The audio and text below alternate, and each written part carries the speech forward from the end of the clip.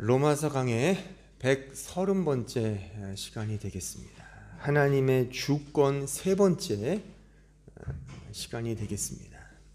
어떻게 이 본문을 읽고서 좀 이해를 하시겠습니까? 되게 좀 복잡하죠? 제가 나름 아주 클리어하게 잘 설명해 드릴 테니까 한번 잘 들어보세요. 지금 우리는 하나님의 주권이라는 측면에서 지금 이 11장 전체를 지금 논하고 있습니다. 이 하나님의 주권이라는 테마는 너무 어렵습니다.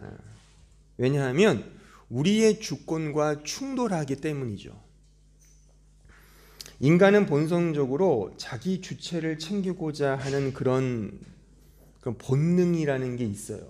그래서 하나님마저도 자기를 위한 꼬붕으로 삼고자 하고, 또한 나를 도와주는 어떤 수호 천사 내지는 부하 직원으로 이해하는 경향이 굉장히 짙습니다.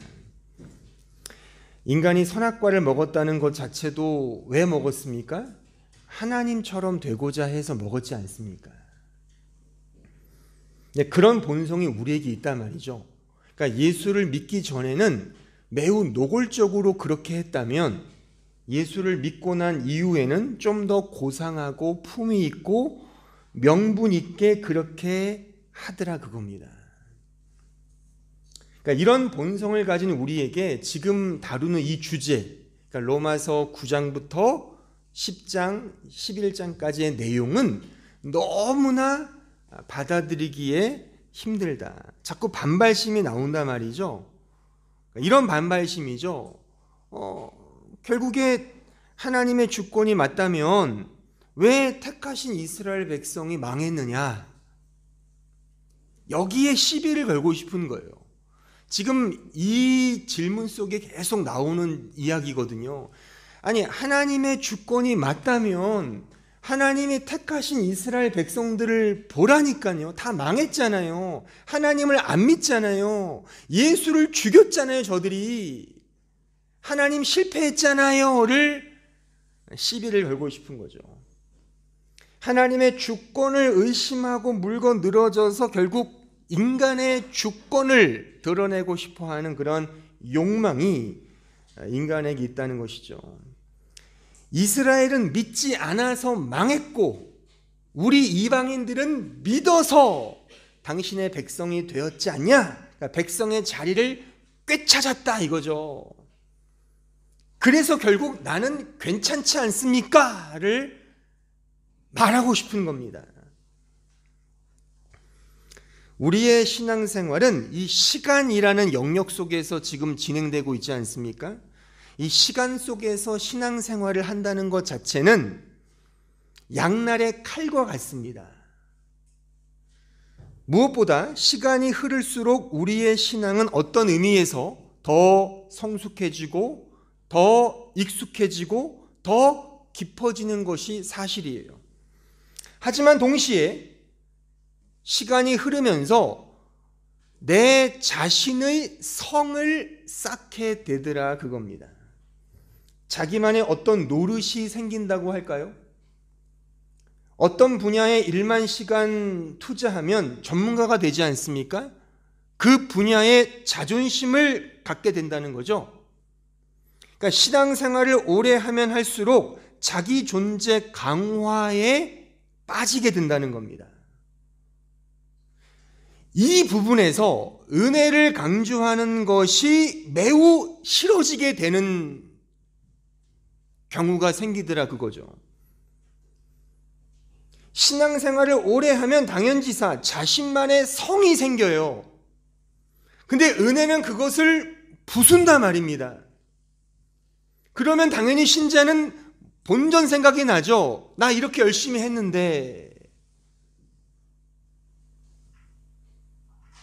그래서 힘든 거예요. 이 부분을 예수께서 적나라하게 마태복음 20장에 나오는 비유로 말씀하시죠. 포도원 품꾼의 비유. 은혜로 다 일을 하게 됐는데 결국 먼저 온 사람, 중간에 온 사람, 나중 온 사람의 그 격차 때문에 등급과 계급이 나뉘지 않습니까? 먼저 온 사람이 쟤는 나보다 늦게 왔는데 똑같이 왜 돈을 줘요? 난 더 주셔야지. 이런 마음이 생기더라 그거죠. 그러니까 지금 우리가 다루는 이 본문의 흐름도 마찬가지입니다. 그러니까 이스라엘은 자신의 의가 전혀 드러나지 않는 그것을 배제시키는 은혜와 믿음을 거부하죠. 그래서 율법을 지켜서 십계명을 지켜서 구원을 얻으려고 한단 말입니다. 근데 이게 인간의 본성은 똑같아요.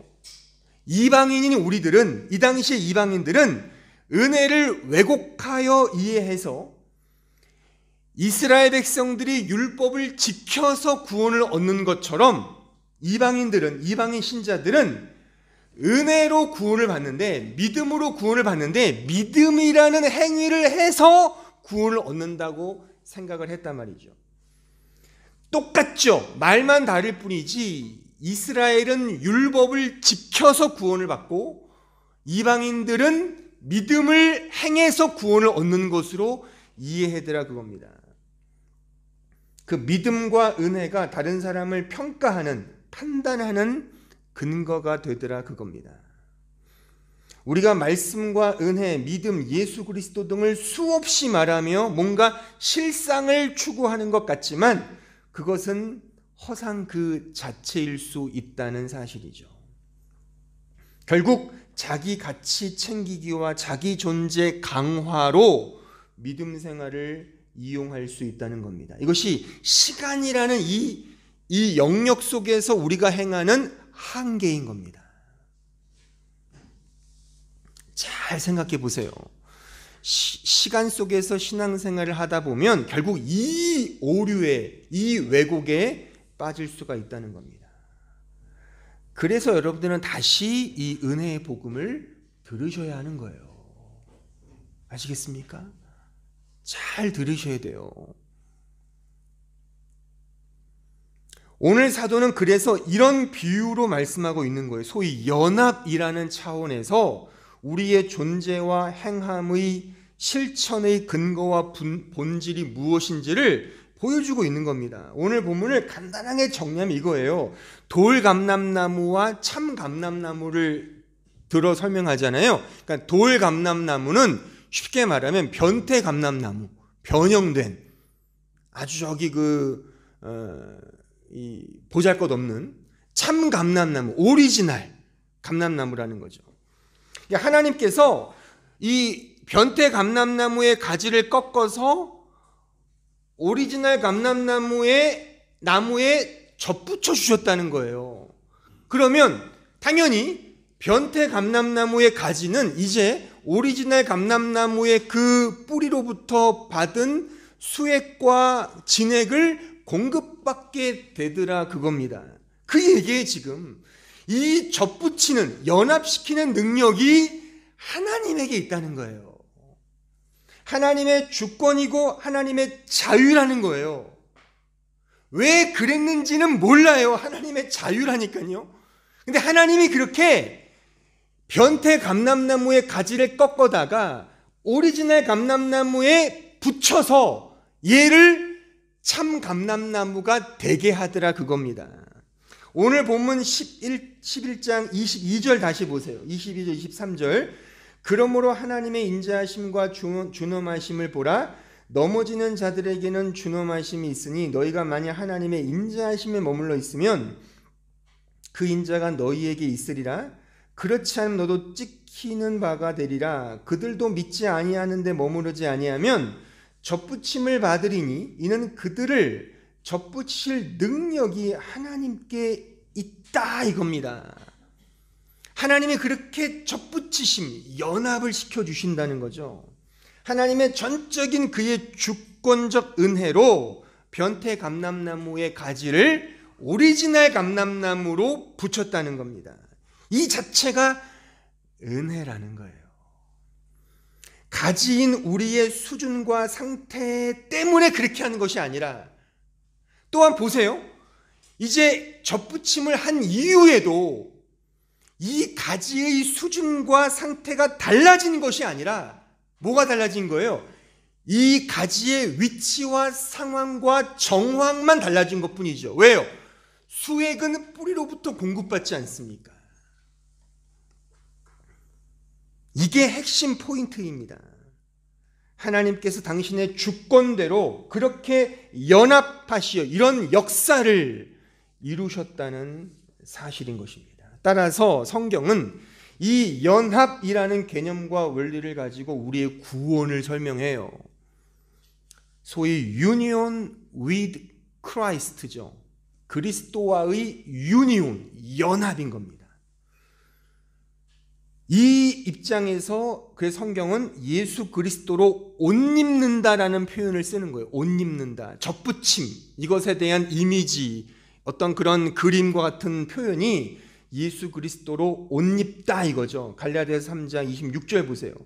너희가 다 믿음으로 말미암아 그리스도 예수 안에서 하나님의 아들이 되었으니 누구든지 그리스도와 합하기 위하여 세례를 받은 자는 그리스도로 옷 입었다. 이게 연합이거든요. Union with Christ. 그러니까 성경은 예수의 옷을 입는 것을 구원이라고 설명을 해요. 물론 이미지예요. 비유지만 이 비유 속에는 매우 아주 중요한 원리가 숨겨져 있다는 거죠. 또 성경 자체는 이 옷 입는다는 의미로 그 구원의 이미지, 그 내러티브를 계속 설명을 해요. 그래서 심심치 않게 옷 입는다는 표현이 종종 등장을 합니다. 제가 몇 가지 사례를 좀 들어보면, 자 보세요. 아담과 하와가 선악과를 먹은 이후에 어떻게 되죠? 그들의 부끄러움을 알고 스스로 무화과 나무 잎을 엮어서 옷을 해 입죠. 인간이 직접 만들어 입은 옷이 등장을 해요. 하지만 그 이후에 하나님이 가죽옷을 입혀주시죠. 상징적인 의미겠지만 결국에 전자의 옷은 낡아지고 해지지만 후자, 하나님이 만들어 입혀주신 가죽옷은 가죽이니까 해지기가 되게 힘들죠. 하나의 원시 복음을 의미하는 거죠. 그러니까 이 가죽옷은 특히 인간의 죄성을 덮어주시는 대속의 의미를 내포하고 있는 겁니다. 이게 구원의 메커니즘이에요. 그래서 성경에 가리다, 덮어주다라는 에피칼립토라는 단어 한번 들어보셨죠? 제가 몇 번 설명했어요. 에피칼립토라는 단어가 등장하는 거예요. 족장시대의 축복은 장자승계였어요. 아브라함은 이삭에게 축복을 주었고 이삭은 당연히 큰아들 에서에게 복을 줘야 맞아요. 그런데 둘째 야곱이 축복을 받았죠. 왜요? 이유는 하나입니다. 야곱이 형의 옷을 입고 이삭에게 갔기 때문이에요. 그러면 이삭 아버지가 몰랐을까요? 몰랐으면 공범이고 알았으면 등신이죠. 반대죠. 그렇죠? 그렇죠? 등신이고 쪼다죠. 어떻게 아들이 옷을 눈이 아무리 안 보여도, 저도 애가 셋인데 목소리가 비슷하긴 해요, 애들이. 그렇지만 알아들어요. 그래도 너 누구구나. 아니 몰랐을까요? 그러니까 저는 어릴 때 성경을 읽으면서 약간 충격이었던 게 그거예요. 아니 어떻게 이삭은 왜 이런 사기꾼 같은 야곱에게 축복을 줬지? 이건 성경에 위배가 되잖아요. 그러니까 도덕과 윤리로 보면은 이게 얼토당토하는 이야기인 거죠. 어떻게 저놈한테 복을 주냔 말이죠. 근데 성경은 그런 이유가 없어요.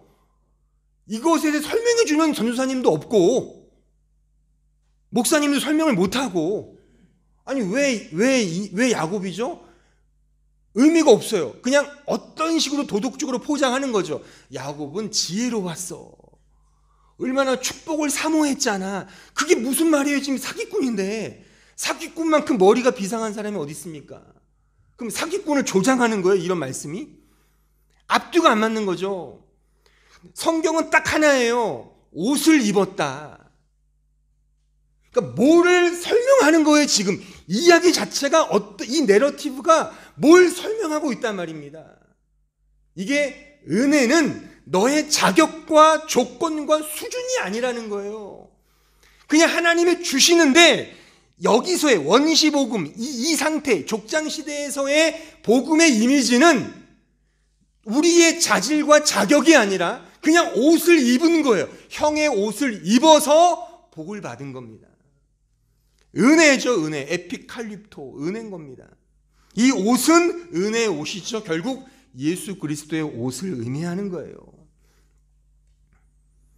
또한 야곱의 이 스토리 당시에 고대 근동 시대 결혼 풍습을 보면 이런 게 있었대요.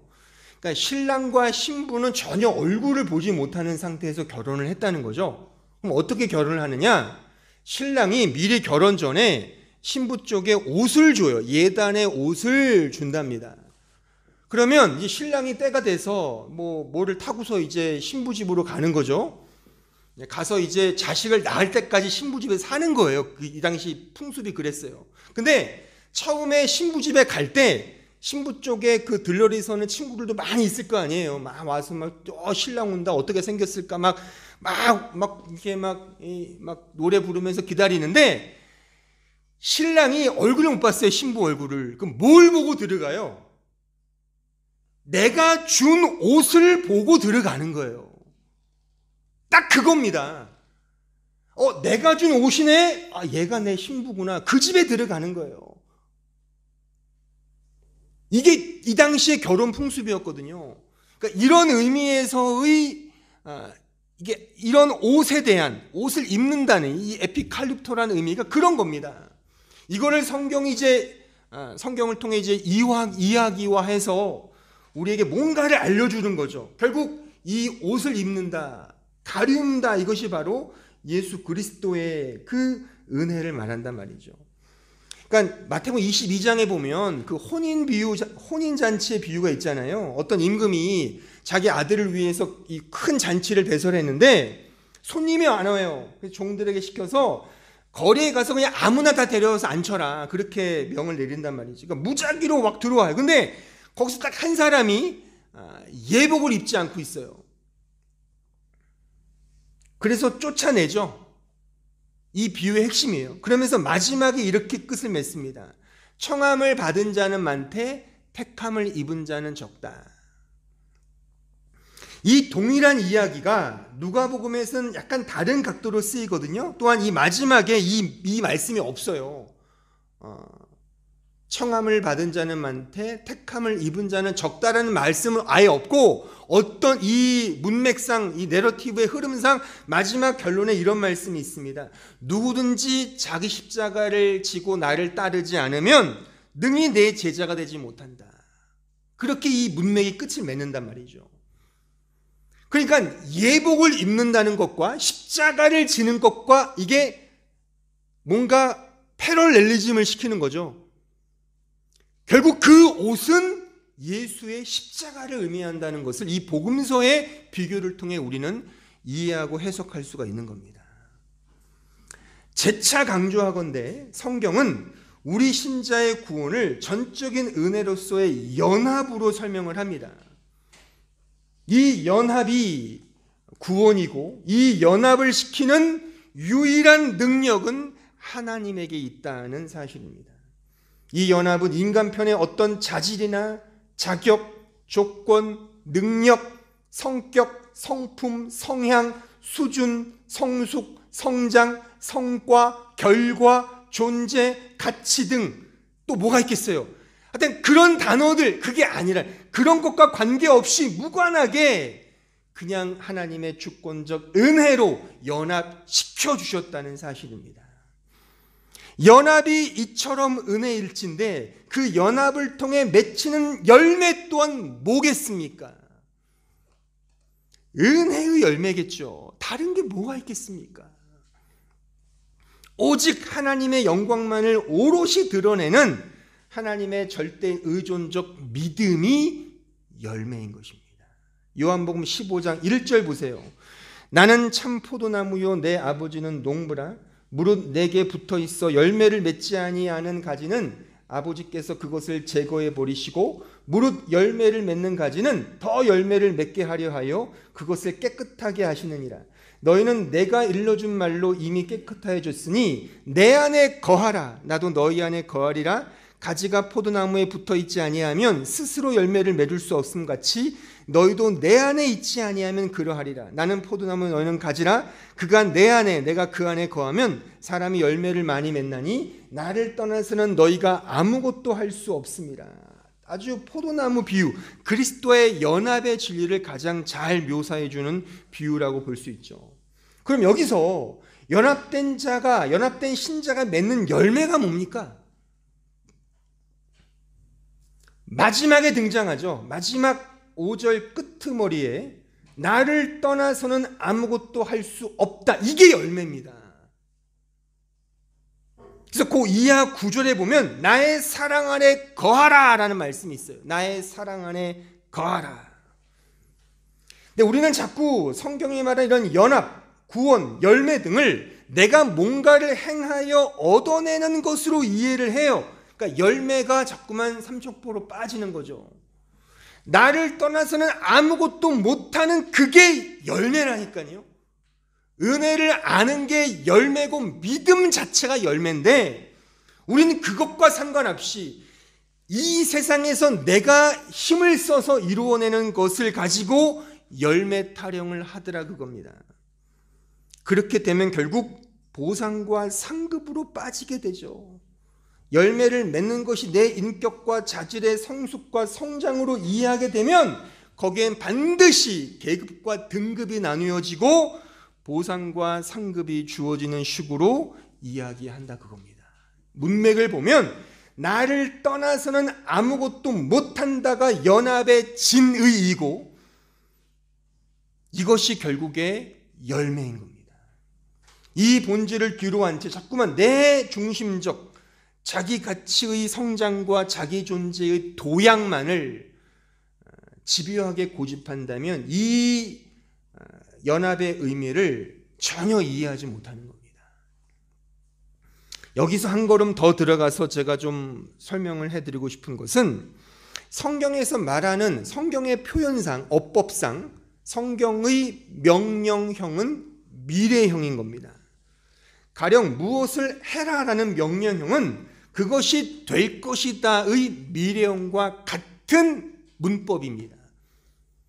예를 들면 영어에도 그런 거 있잖아요. I will go home. 나는 집에 갈 거야도 되지만 나는 집에 가려고 해. 그러니까 단순 미래도 되지만 의지 미래가 된다는 거죠. 이게 영어의 will 조동사의 특징이지 않습니까? 그러니까 이 성경의 어법이 이와 같습니다. 그러니까 오늘 아까 읽었던 말씀 요한복음 15장 4절에 보시면 내 안에 거하라라는 이 명령형은 단순히 명령, 우리가 뭔가를 수행해야 하는 정도의 그런 차원이 아니라 이것을 이루시고 완성하시는 하나님의 의지와 능력의 선언인 겁니다. 나를 떠나서는 아무것도 하지 못하게 하고야 말 거야. 하나님의 의지의 선언인 겁니다. 이런 성경의 어법과 원리를 간과한 채 자꾸만 우리는 내중심적으로 내가 뭔가를 이룰 수 있다는 식으로 가버리면 성경 전체를 간과하게 되는 거고, 또 그런 이유가 있는 것 같아요. 내 자존심이 좀 덜 손상받고 좀 더 대접받고 싶은 그런 욕망 때문에 그렇게 하는 것 같아요. 그러니까 대표적으로 가서 제자 삼으라라는 그 명령이 있잖아요. 이것도 우리는 자꾸만 내 중심적으로 그래 제자를 삼아야 돼. 제자 훈련의 모토잖아요. 제자를 삼아야 돼. 뭔가를 해야 돼. 하나님이 나에게 직분을 주셨어. 나는 이 제자를 삼아야 되는 식으로만 이해한단 말이죠. 그 직분에 걸맞게 사명을 잘 감당하자로 자꾸만 이 말씀을 이해한다는 겁니다. 혹은 나도 거룩하니 너희도 거룩하라는 말씀이 있잖아요. 이것도 너무 지나치게 명령으로 이해하여 그래 하나님이 거룩한 생명을 주셨으니 이제 그 거룩한 생명을 가지고 더욱 자라가고 성숙되고 성장하도록 노력하고 힘쓰자로 쉽게 단정해 버린다 그겁니다. 이렇게 이해하게 되면 구원과 우리의 행함의 사명이 너무 지나치게 이분법적, 이중적 관점으로만 도식화된다는 사실입니다. 그러니까 하나님이 해야 될 일이 따로 있고 내가 해야 될 일이 따로 있는 것처럼 그렇게 성경을 이해하게 된다는 것이죠. 마치 학원가의 일타 강사가 시험 전날 쪽집게로 문제를 찍어주잖아요. 이거 외우면 너 100점이야. 그렇잖아요?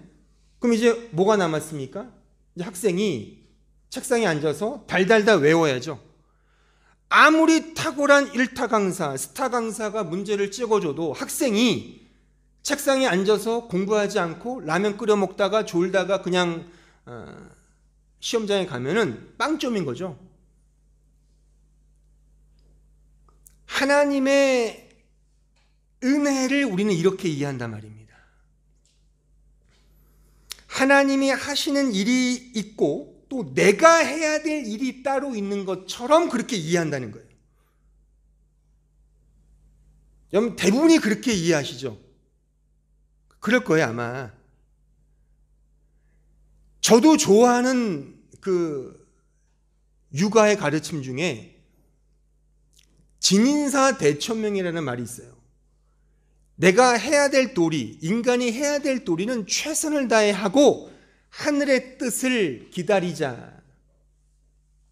우리는 이 수준에서 성경을 이해하는 거죠.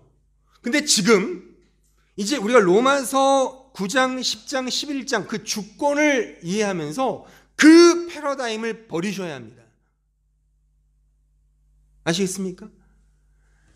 하나님이 해야 될 일이 따로 있고 내가 해야 될 따로 있는 것이 아니라 그러니까 소위 자유의지를 운운하면서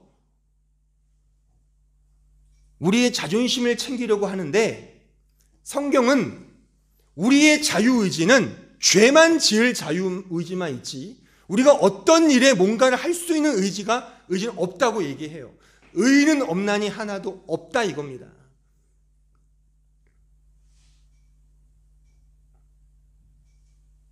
진인사 대천명으로 이해하면 하나님을 무인격 존재로 상정해 버리는 거예요.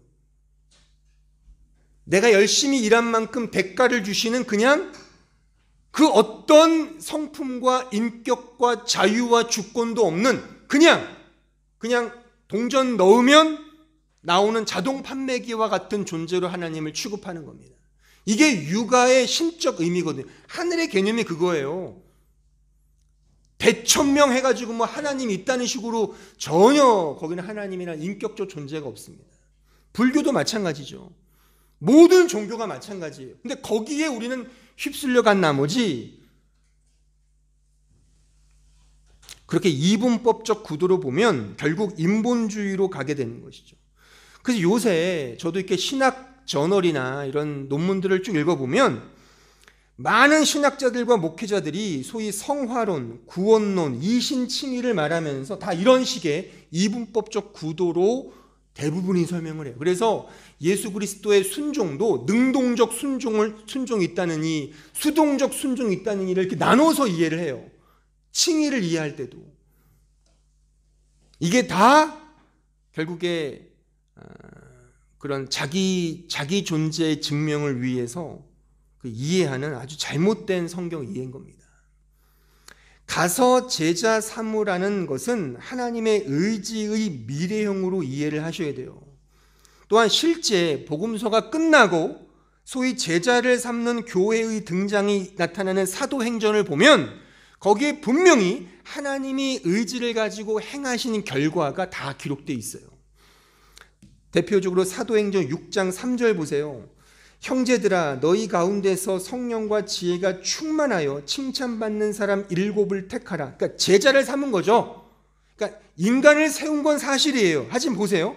우리가 이 일을 그들에게 맡기고 우리는 오로지 기도하는 일과 말씀 사역에 힘쓰리라 하니 온 무리가 이 말을 기뻐하여 믿음과 성령이 충만한 사람 스데반과 또 빌립과 브로고로와 니가노르와 디몬과 바메나와 유대교에 입교했던 안디옥 사람 니골라를 택하여 사도들 앞에 세우니 사도들이 기도하고 그들에게 안수하니라. 7절, 하나님의 말씀이 점점 왕성하여 예루살렘에 있는 제자의 수가 더 심히 많아지고 허다한 제사장의 무리도 이 도에 복종하니라. 제자의 수가 어떻게 많아진 겁니까? 이 말씀의 주어, 주체는 하나님의 말씀이, 여기에 주어, 주체는 하나님 말씀이고, 동사를 보면 동사가 능동형이고 이 자체가 수동형이 아니에요. 말씀 자체가 그렇게 많게 했다는 겁니다. 하나님이 하신 겁니다. 다만 인간은 하나의 도구로 사용되었을 뿐인 겁니다. 나도 거룩하니 너희도 거룩하라는 이 말씀도 마찬가지예요. 우리가 노력해서 이루어내는 소위 성화의 개념이 아닙니다. 그럼 거룩하지 못하면 천국에 못 가는 겁니까? 이 거룩이라는 말 자체, 이 말이 히브리어로 카다슈예요. 그리고 헬라어로는 하기오스라는 단어인데, 이 카다슈와 하기오스란 단어 자체의 뜻이 뭐냐면 분리예요, 분리. 그래서 하나님이 특별하게 분리하여 세운 자가 거룩한 자인 거예요. 그래서 성경에 보면 특별하게 거룩히 세운 사람이 누구예요? 사사시대 때는 삼손, 나실인, 뭐 머리 깎지 말고 술 먹지 말고 이런 거잖아요. 근데 다 그 짓 했잖아요, 걔는. 삼손은. 그렇잖아요? 그러니까 이게 나실인이 아니었던 거예요. 근데 그렇게 구별하게 세운 거죠. 그 수준 자체는 형편없는데 하나님 그렇게 세웠단 말이에요. 이게 거룩이란 말입니다. 그러니까 재밌게도 성화의 뜻을 가진 이 sanctification이라는 단어 자체가 성경에는 없어요.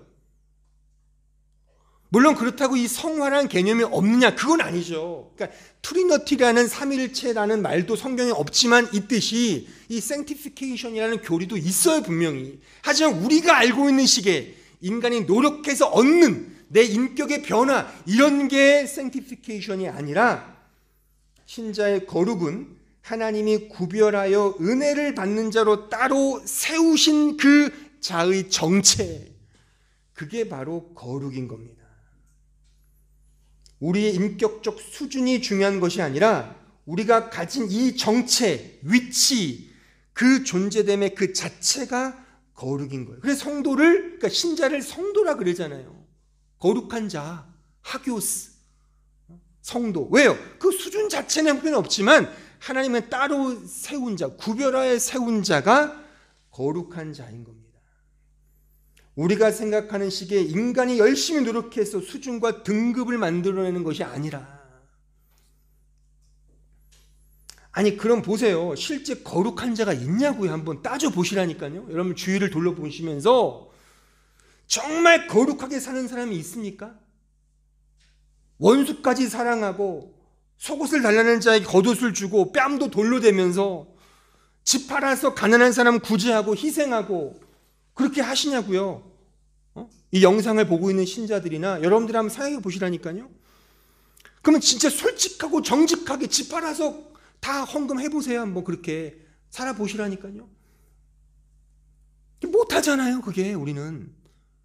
그러니까 바리새인, 저도 욕을 많이 하지만 바리새인들은 일주일에 자신이 번 돈의 정확한 10의 1조를 드리고 열심히 헌신하고 봉사하고 살았어요. 구제헌금은 이 헌금 외로 또 하고. 역사상, 세계 역사상 가장 거룩하게 산 사람들이 바리새인들이었습니다. 등급이 거의 1등급 플러스죠. 플러스 3개, 4개 가지는 그런 사람들입니다. 그렇게 우리는 못 살지 않습니까? 근데 왜 이렇게 요새 이렇게 막 성환이 이신칭유도 성화로 이해를 하더라고요. 그러면 거룩하지 못하면 천국 못 들어가는 식으로 얘기를 하는 거예요, 다. 그러니까 워낙에 기독교인이 도덕적이지 못하고 너무 더티하고 너무 매스컴에 나와서 막 이상한 짓거리 하니까 그것에 대해서 경고한답시고 말하는 건 이해는 하지만 성경에 없는 교리를 만들어서 뭐 거룩하지 못하면 안 된다느니 그런 말씀이 어디 있습니까? 전혀 성경에 없는 이야기들을 하고 있기 때문에 제가 말씀을 드리는 거예요. 그러니까 여러분들은 전혀 그렇게 생각 안 하겠지만 저기 두마음교회 같은 교회들은 다 그렇게 생각을 하는 거예요. 그러니까 윤리와 도덕으로 복음을 이해하는 거죠. 아까 저는 묻고 싶어요. 착하게 사시라니까. 그러면 그래 못 살면서 자꾸만 이 부분만 오면 다 그냥 목청을 올리면서 뭐 도덕적으로 안 살면 막 다 가짜라느니 막. 제가 볼 때는 다 자기 자존심 챙겨 먹기고 나는 등급이 높다는 식으로 다 이야기하는 것처럼 저는 보이는단 말이죠. 그게 아닙니다. 또 제가 오해하지 마세요. 이렇게 못 사니까 이게 맞아를 제가 말하는 게 아니에요. 어차피 못하니까 그냥 이게 맞아라고 제가 그냥 넘겨잡는 게 아니라 성경이 말하는 거룩이 이게 맞다는 거예요. 하나님이 거룩하게 세우시는 거고 하나님이 만들어 가시는 거란 말입니다. 이것이기 때문에 우리는 단지 죄인됨의 죄인 중에 괴수임을 알고 오직 하나님을 의존하는 거죠. 그러면서 죄인 주제에 뭘 주장을 해요? 거기서 언뜻 문득문득 나오는 게 이제 겸손이겠죠. 나는 못합니다. 난 똑같은 죄인입니다. 그 겸손이 말하자면 sanctification의 한 국면일 수 있다는 겁니다. 저는 그렇게 성화를 부르자면 오케이. 하지만 뭐 공자왈, 맹자왈 이런 부처님 말씀처럼 그렇게 말하는 그런 식의 성화는 비성경적이고 그건 저기 동양 철학이나 제가 지난주에 언급했던 칸트식의 플라톤식의 성화지 성경이 말하는 거룩이 아니다.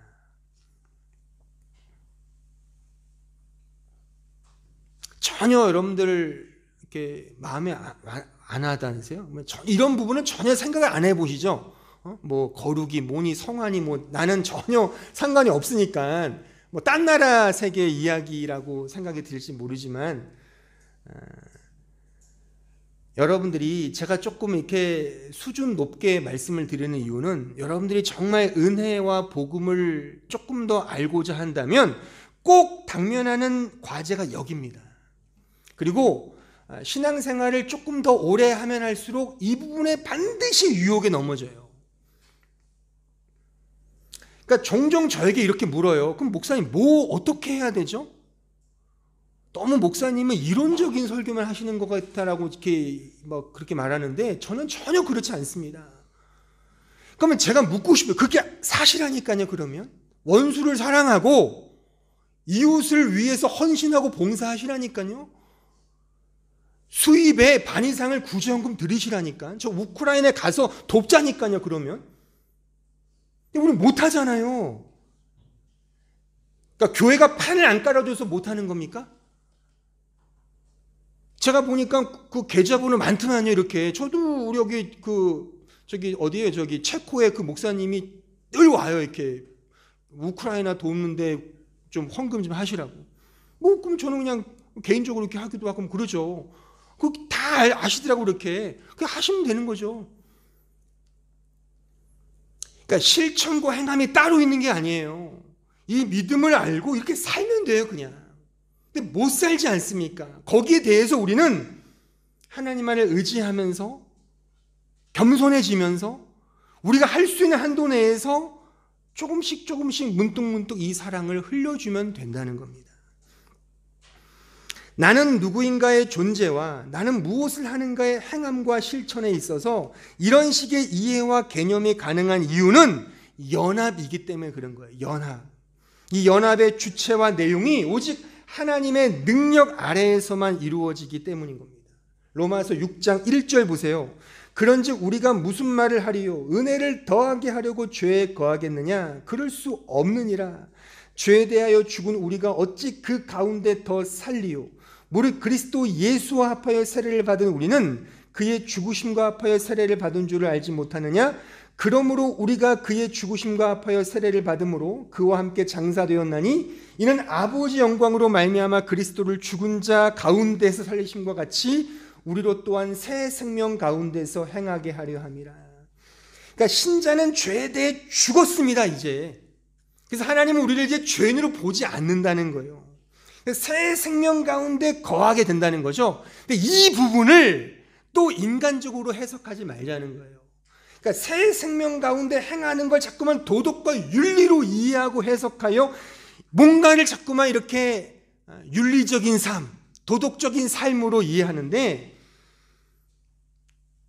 그렇게 이해하면 또 성경이 잘못 이해된다는 거예요. 성경에서의 죄, 의, 새 생명이라는 개념은 국어사전적으로 이해하시면 안 됩니다. 하나님과의 관계로 이해를 하셔야죠. 따라서 하나님과의 관계가 깨진 자가 착한 일을 하는 게 죄라니까요. 그게. 반면에 세상적으로 죄를 범해요. 근데 하나님 관계가 있어요. 그게 의라는 겁니다.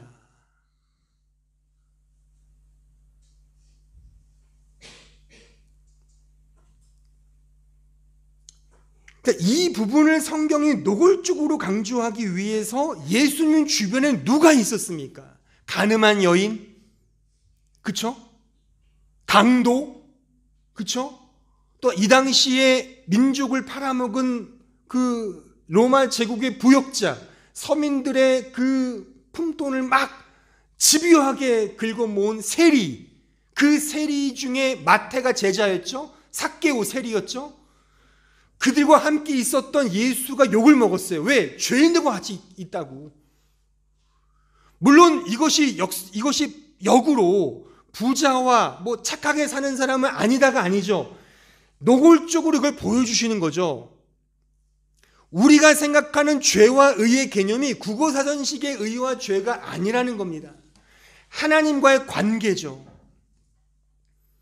저의 지금의 말을 그러면 뭐 대충 살고 죄를 짓자 이렇게 이해하시면 저의 패러그래프를 전혀 오도하는 거죠. 호도하는 겁니다, 여러분. 제가 그런 의미가 아니라 죄와 의와 이 새 생명으로 사는 거는 우리가 생각하는 식의 인간적인 도덕과 윤리가 아니라는 거죠. 하나님과의 관계라는 거예요. 그러니까 세상에서 인정하는 죄인이지만 하나님과의 관계 속에서 의인이라는 거죠, 그가. 반면에 세상에서는 대접을 받아요. 존중받아요. 존경을 해요. 선한 존재예요. 의인이에요. 하지만 그가 하나님 관계가 없으면 그가 죄인이라는 겁니다. 그 이유는 뭐예요? 딱 하나예요. 그리스도의 옷을 입었냐 안 입었냐. 이게 구원입니다.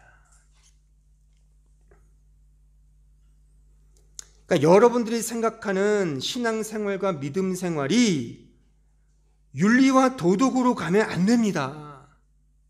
그러니까 이 말을 오해해서 자꾸만 제가 반복하지만 그러면 도덕적이지 말자, 윤리적이지 말자라는 말이 아니에요. 하지만 복음과 은혜는 그런 차원이 아니라는 겁니다. 훨씬 더 수준 높은 차원이라고 이해하시면 정확하겠죠.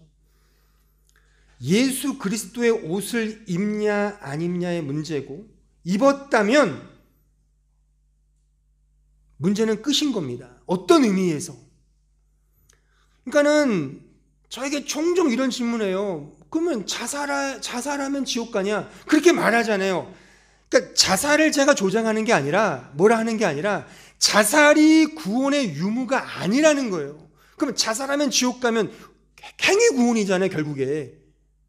마지막 나의 행위가 내 목숨을 끊는 죄니까 지옥 간다고 하면 행위 구원이죠. 은혜 구원이 아니잖아요. 그래서 아닌 거지.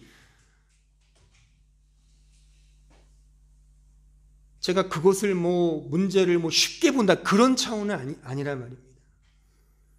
결코 기독교는 은혜와 믿음이지 우리의 행위와 됨됨이와 자질과 자격이 아니라는 겁니다. 로마서 4장 3절 보세요. 성경이 무엇을 말하느냐?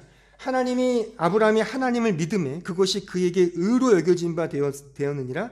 일하는 자에게는 그 삭시 은혜로 여겨지지 아니하고 보수로 여겨지오니와 이를 아니할지라도 경건하지 아니한 자를 의롭다 하신 이를 믿는 자에게는 그의 믿음을 의로 여기신다. 보세요. 그러니까 일을 안 했어요. 경건하지 않은 자를 그냥 믿음으로 의롭다 여기심을 받는다는 거잖아요. 이게 구원이란 말입니다. 그러니까 불법이 사함을 받고 죄가 가리어짐, 이게 에피칼립토잖아요.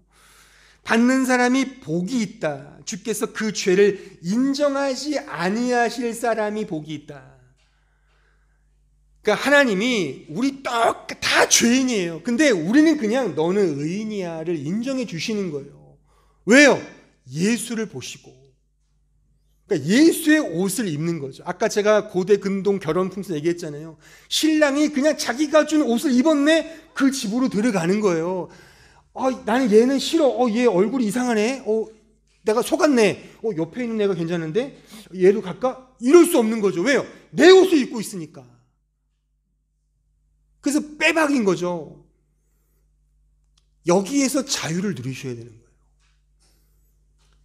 일주일 내내 죄를 지었잖아요.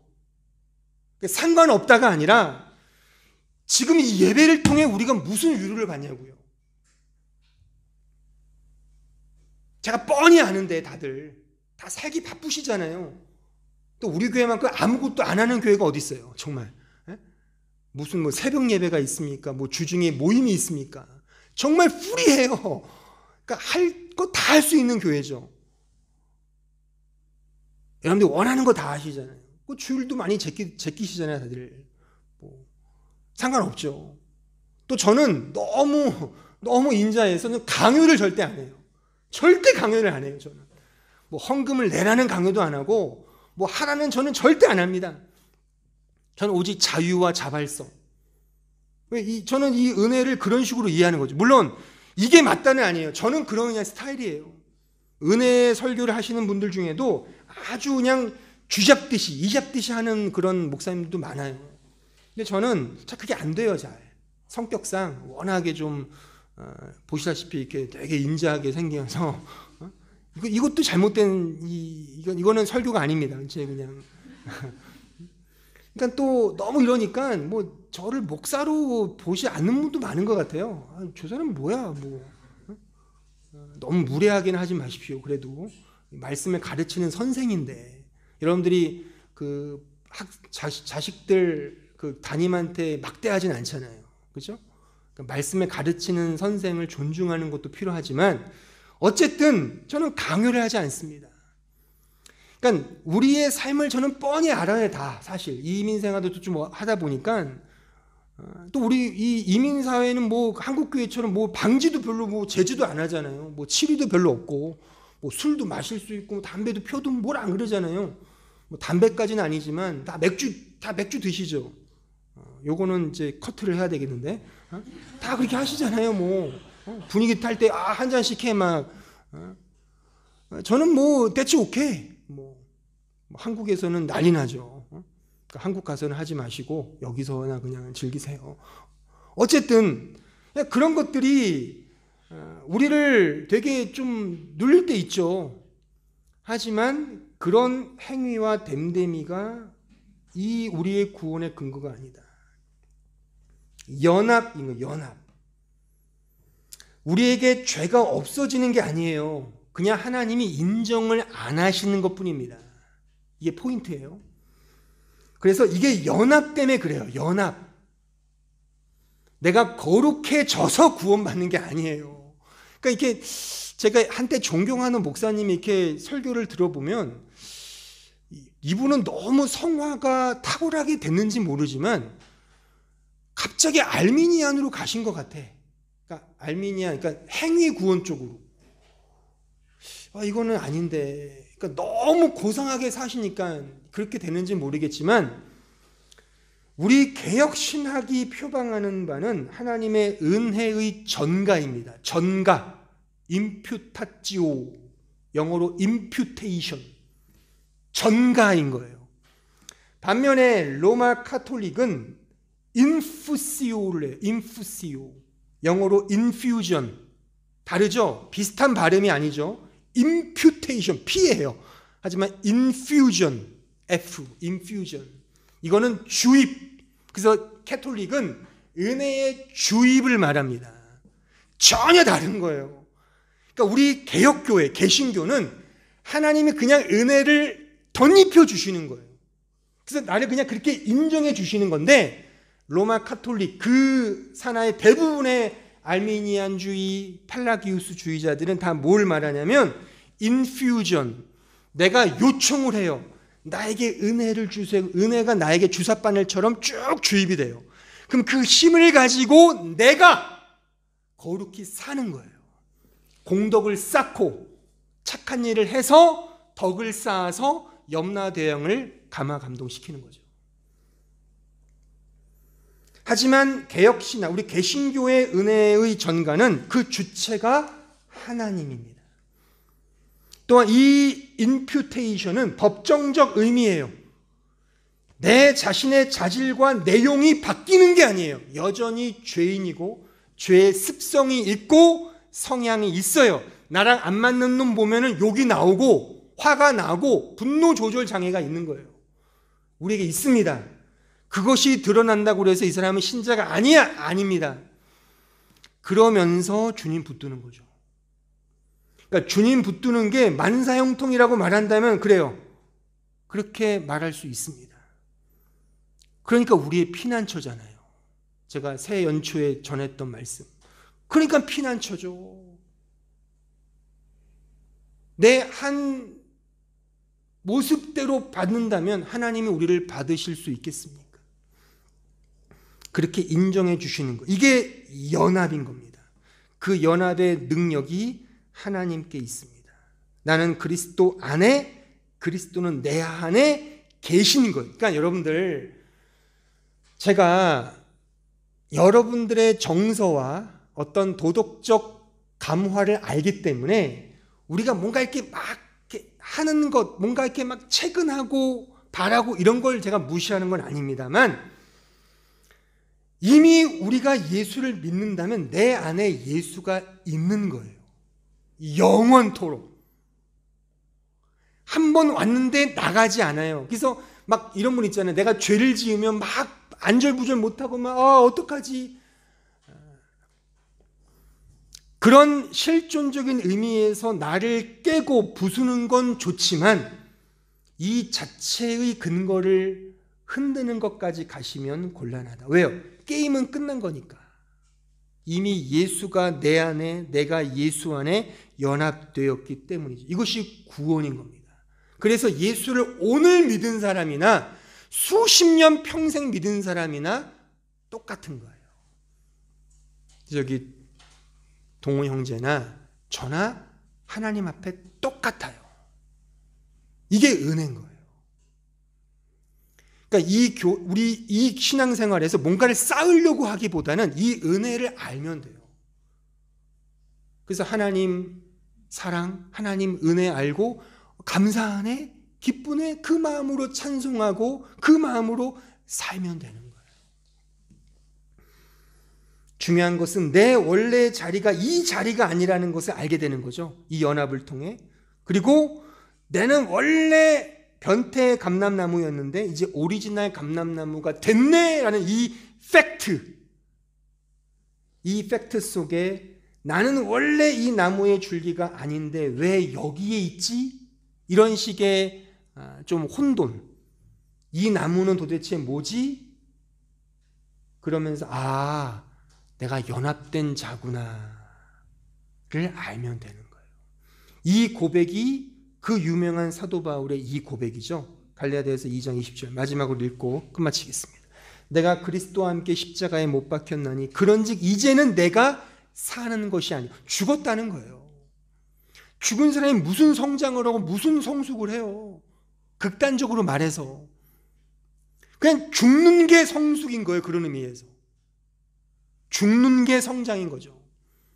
오직 내 안에 그리스도께서 사시는 것이라. 이젠 내가 육체 가운데 사는 것은 나를 사랑하사 나를 위하여 자기 자신을 버리신 하나님의 아들을 믿는 믿음 안에서 사는 것이다. 믿음 안에 사는 것, 그리스도의 주재권을 인정하며 사는 겁니다. 이것이 요한복음 15장으로 말하면 나를 떠나서는 아무것도 못한다. 주님 떠나면 나는 아무것도 아닙니다. 이 고백으로 사는 겁니다. 따라서 예수 그리스도를 잘 알고 잘 믿으십시오. 다른 거 없습니다. 이것이 믿음 생활입니다. 끊임없이 자기 자신을 부인하시고 주신 십자가를 겸손히 지시면서 주님만을 의존하며 따르시면 돼요. 이것이 우리의 믿음 생활이고 이 연합을 통해 나타나는 아주 멋진 열매인 것입니다. 기도하겠습니다.